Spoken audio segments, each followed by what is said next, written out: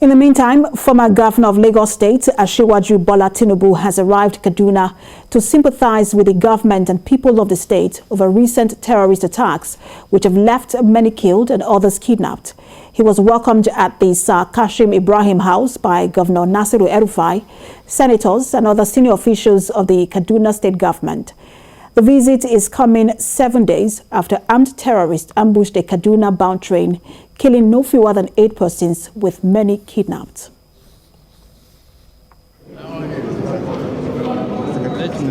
Kaduna, where about 11 soldiers have been reportedly killed in a fierce fire exchange with terrorists who allegedly invaded a military base in Beningwari Local Council on Monday. Now, although the military authorities are yet to confirm the incident, it was gathered that several other soldiers allegedly sustained injuries, while the military also recorded equipment casualty.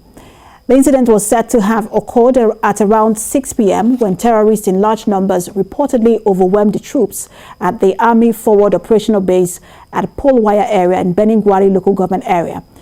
The incident is coming barely a week after terrorists ambushed a Kaduna-bound train and opened fire on trapped passengers, killing at least 8 of them. Beningwari Local Government area is tagged one of the most unsafe areas in Kaduna State and the Northwest region due to the overwhelming presence of terrorists. Many have been killed while several people have been displaced. Let's turn to maritime security. The European Union is set to donate 30 boats and other forensic equipment costing about 5.4 million euros to ECOWAS under the West Africa Integrated Maritime Security Project to aid its fight against maritime insecurity. Moyo Thomas reports.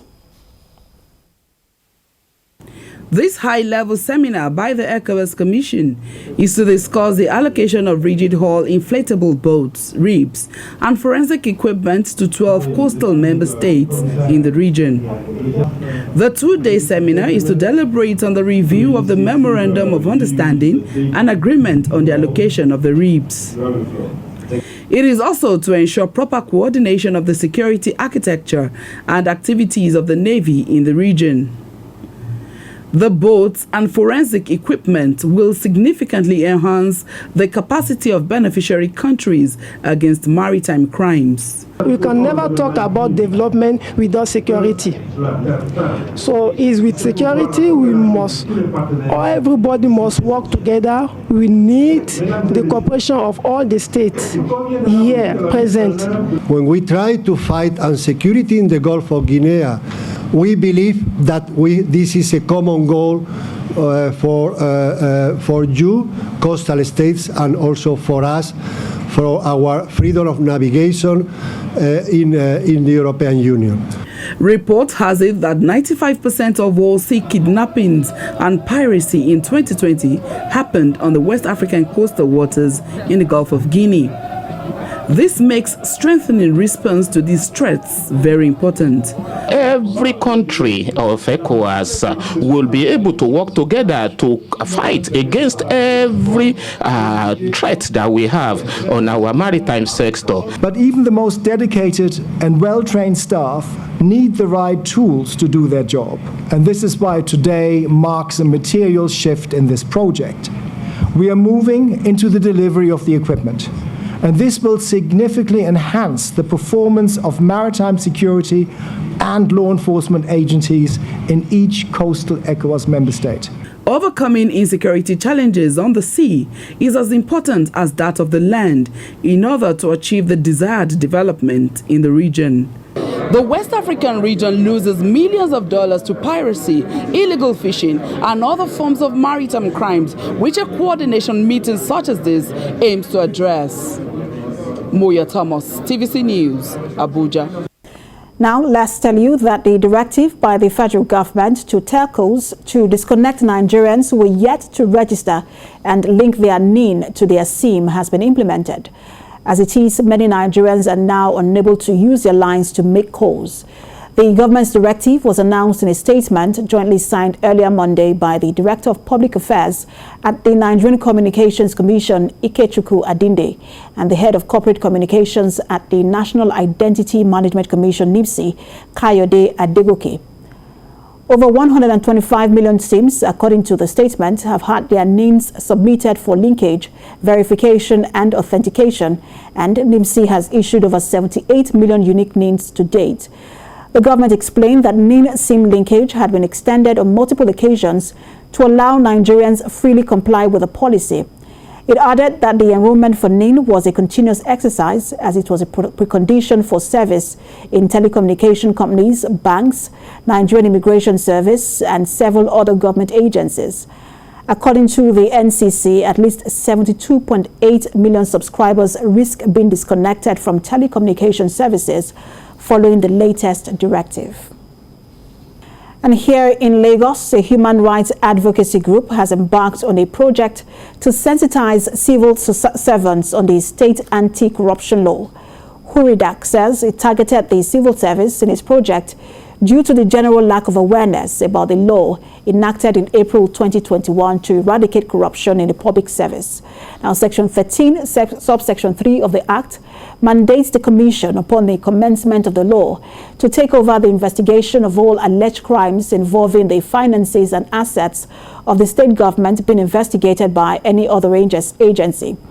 Now, contrary to insinuations that the law was created to shield certain persons from prosecution and that it conflicts with the functions of the EFCC and the ICPC, the activists say the anti-corruption law would speed up access to justice and enhance accountability.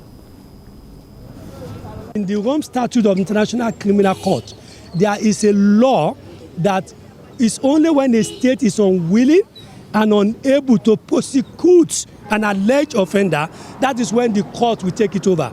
So it's talking about the principle of complementarity, that if we can deal with this corruption case, then allow us to deal with it. Now, it does not stop the power of EFCC, if they are not happy with the outcome, to also pick up the case again and deal with it. We have made a recommendation that there should be an MOU between the Commission and all these anti-corruption bodies on the operationalization of this section of the law. And I think that is possible. We have a law that has been created procedurally from the State House of Assembly.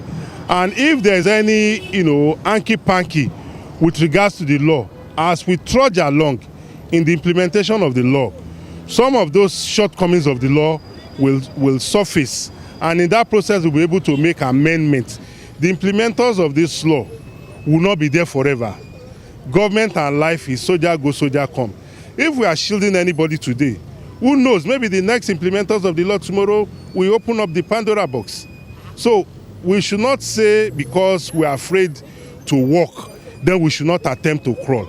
If we do not attempt to crawl, then we will never walk. Some people think that the corruption has been embedded to the extent that it can be solved, but we let them know that no, it can. In fact, that's one of the reasons why we let them know that even Lagos State itself is taking a very bold step in creating the anti-corruption law, and we make sure that they are very aware of these laws. And most of them are surprised that, wow, there's a anti-corruption law for Lagos State, not just the national level. A former national legal advisor of the All Progressives Congress, Muiz Banire, says there is urgent need for nationwide enlightenment on the purpose of election. Mr. Banire said this will increase active participation in the choice of leaders in 2023.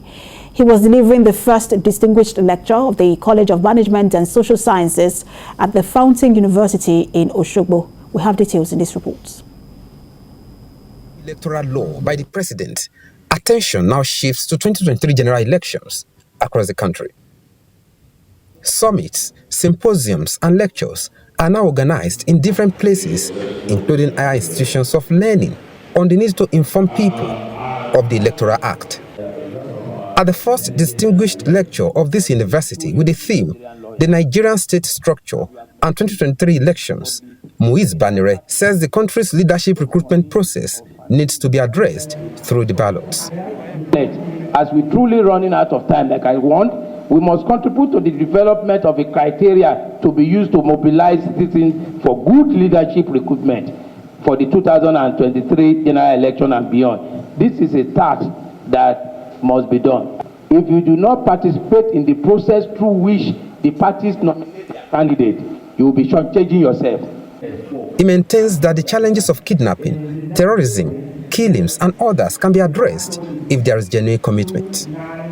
A professor of history, Shiyan Oyeweso, described Nigeria as God's own state. Describe Nigeria as God's own state. When Nigeria is very close to Armageddon, God has a way of reversing the trend so that we don't move to the precipice. Power remains a challenge. Water remains a challenge. Diesel remains a challenge. Participants, who are mostly students, are encouraged to develop interest in their chosen fields. What we do now is to inspire you, our students and our colleagues, that we need more of Banires. We need more of Oyewesos. So you can be an academic and achieve and accomplish academic, at the same time be a good politician, a political theorist. And subsequent ones that we'll be having in the university, so that from there you can begin to have a change of attitude and a more molded life that will be beneficial to you after the completion of your course. They believe more programs like this, if organized, will reorient Nigerians, particularly those of voting age, to be more concerned about who governs the country at every level. Rafiu Hamid, TVC News, Osogbo.